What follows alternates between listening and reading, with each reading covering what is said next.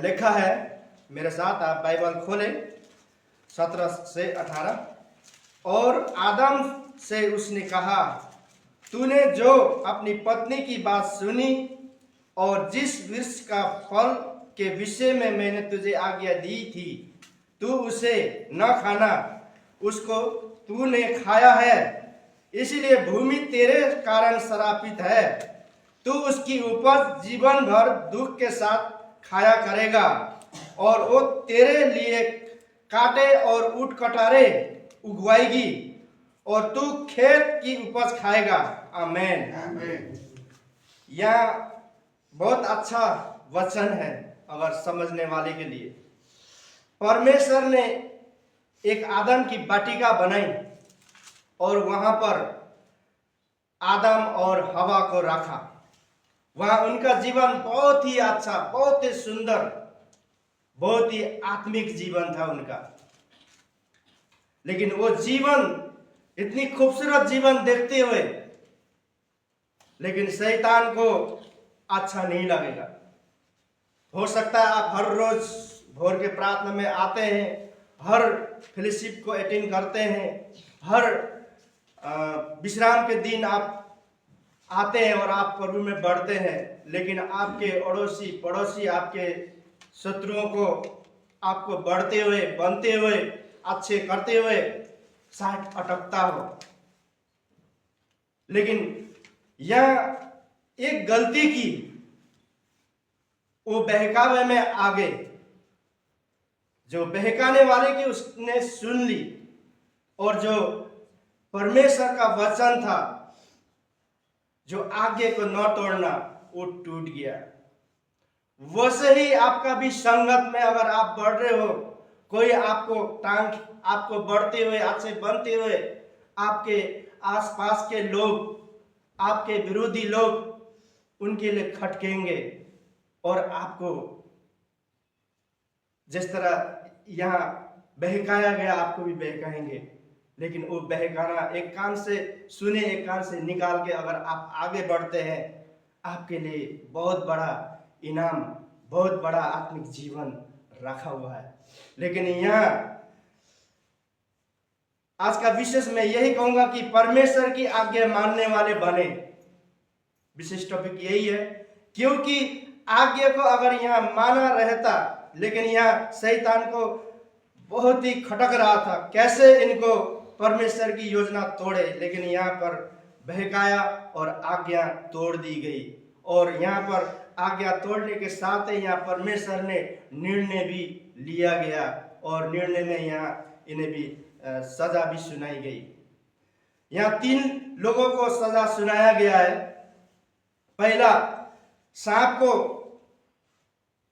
शराब दी गई सजा और उसे बोला गया जीवन भर तू पेट के बल मिट्टी में रेंगता हुआ चलेगा और मिट्टी ही चाटता रहेगा। और आज उस समय से लेकर आज तक वैसे ही है उसका जीवन। और स्त्री को भी यहां शराब दी गई 16 में। फिर स्त्री ने उससे कहा, तेरी पीड़ा गर्भवती होने के दुख को बहुत बढ़ाऊंगा, क्योंकि ये परमेश्वर की निकली हुई मुख से शब्द थी। आज भी उस समय से आज तक भी कोई स्त्री अपने गर्भवती बच्चा को जन्म देती है तो कितना पीड़ा होता है, साथ उस स्त्री को पता है। वो पीड़ा एक मृत्यु से भी बराबर का पीड़ा होता है बहुत। और आदमी को भी उसके साथ था, उसकी बातें सुनी और उसके कहने में चला, बोलकर उसको भी, तू भी सुबह से लेकर शाम तक पसीने बगाएगा और 2 ही रोटी खाएगा पेट के लिए। आज हर इंसान वही बातें, वही सजाए भुगत रहा है। ये तो वो हो गई। लेकिन यहाँ हम इब्रानियों की 5 के 8 में हम देखते हैं, इब्रानियों 5 के 8 यहां लिखा है, पुत्र होने पर भी उसने दुख उठा उठाकर आज्ञा माननी सीखी। और 9 में सिद्ध बनकर अपने सब आज्ञा मानने वाले के लिए सदा काल के उद्धार का कारण हो गया। आमेन। या उस पाप के लिए, उस बोझ के लिए, आपके लिए, मेरे लिए यहाँ प्रभु यीशु ने बहुत दुख उठा के, बहुत ही आज्ञाकारी होकर, पर वहां उसने किसी की बात नहीं सुनी, सिर्फ परमेश्वर की बात को उसने लेके चला, परमेश्वर को देखा। उसका जो कि क्या बोलते हैं, मकसद था क्रूस तक पहुंचना। जब तक क्रूस तक नहीं पहुंचा, वो अपने उसमें आज्ञाकारी बनता रहा, क्योंकि वो आज्ञाकारी इसलिए बना आपको और मुझे जीवन मिले, नया जीवन मिले, और हमें इस तरह ही चलना चाहिए। दाऊद भी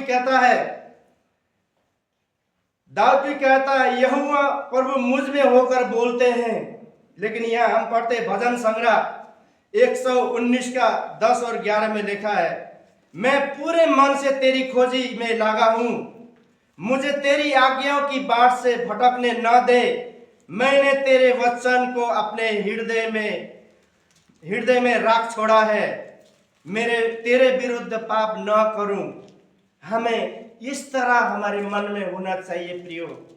भजन संग्रह 119 के 10 और 11 में बोलता है दाऊद, मुझे तेरी आज्ञाओं की मानने की आज्ञा की बाट से भटकने न दे। मैंने तेरे वचन को अपने हृदय में राख छोड़ा है। हमें परमेश्वर को अपने हृदय में रखना है। हमें परमेश्वर की बातों को, वचन को हृदय में रखते हैं तो चाहे जब कैसा भी भटकने वाला हो, भड़काने वाला हो, कैसा भी विरोधी क्यों ना हो, हम उसकी बात नहीं छोड़ेंगे, नहीं सुनेंगे। लेकिन हम ये हमारे अंदर जो कि मजबूत विश्वास के साथ दाऊद के समान हमें बनना चाहिए। दाऊद का वचन हमें हिम्मत देता है, बल देता है, विश्वास में आगे बढ़ना, परमेश्वर में आगे बढ़ने की एक प्रेरणा देता है। इसलिए प्रिय भाई बहन, आज के सुबह ये वचन आपके और मेरे लिए भजन संग्रह 119 का 130 में भी कहता है, तेरी बातों के खुलने से प्रकाश होती है, उससे भोले लोग को समझ प्राप्त होती है। अगर प्रिय भाई बहन, परमेश्वर का जन एकदम सीधे भोले होना चाहिए। अगर भोले और सीधे हैं तो उसमें परमेश्वर उसमें जल्दी कार्य करता है। चालाकपन यानी कि हमारे अंदर चालाकी और या हमारे संसार की सोच होगी तो हमारे अंदर परमेश्वर का वचन काम नहीं करेगा। हम भी उसे चालाकी में इस्तेमाल करेंगे, लेकिन वो गलत होगा। लेकिन हमें एक भोले लोग होंगे तो वो हमें समझ देगा, ज्ञान देगा, और वो ज्ञान आपको पीछे नहीं, किसी की भड़काने में नहीं आएगा। वो हमेशा वो मेरा प्रभु है, मेरे साथ देने वाला, और आपके मजबूत बना रखता है। इसलिए प्रिय भाई बहन, मैं उत्साह करता हूँ, समझ राखिए अच्छी बातों के लिए, अगुवाई करेगा परमेश्वर का वचन। उन्नति परमेश्वर की आज्ञा मानने पर निर्भर होती है।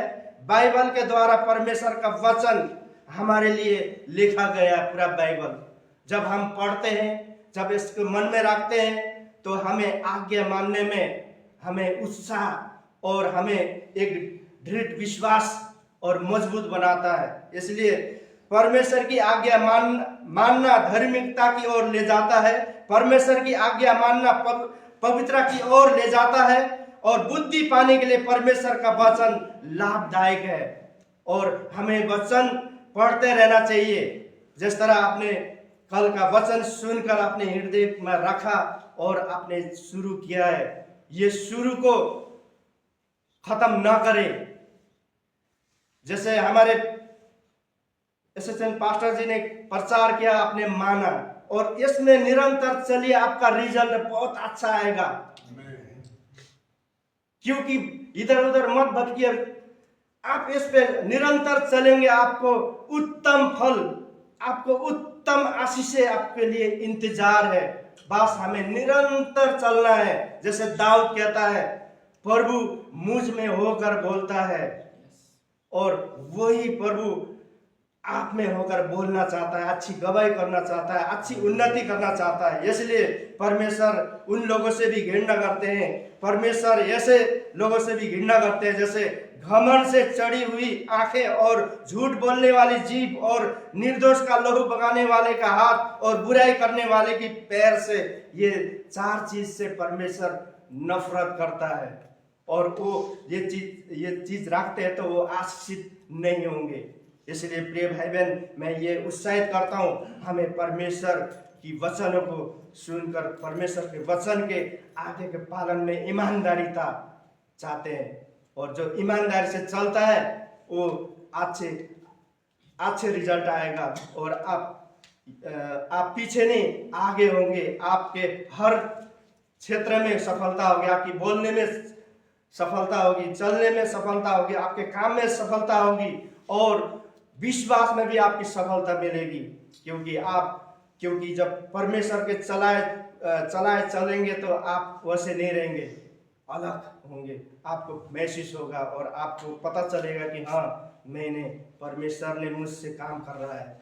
उस दिन आप मंडली में गवाही देंगे और गवाही सुनने वाले भी उस समय जब गवाही देंगे, आपकी मोर भी अलग होगी, आपकी आवाज भी अलग होगी और सुनने वाले भी वाक्य में सही कह रहा है, इसकी बात हमें सुनना चाहिए। और आपके द्वारा बहुत से लोग आपकी बातें सुनेंगे और ये सुनेंगे तो परमेश्वर आपसे भी बहुत प्रेम करता है। तो ये वचन आपके लिए, मेरे लिए, इस वचन से सबको आशीष मिले। तो आइए हम हर रोज की तरह हम हिमालय मिशन चर्च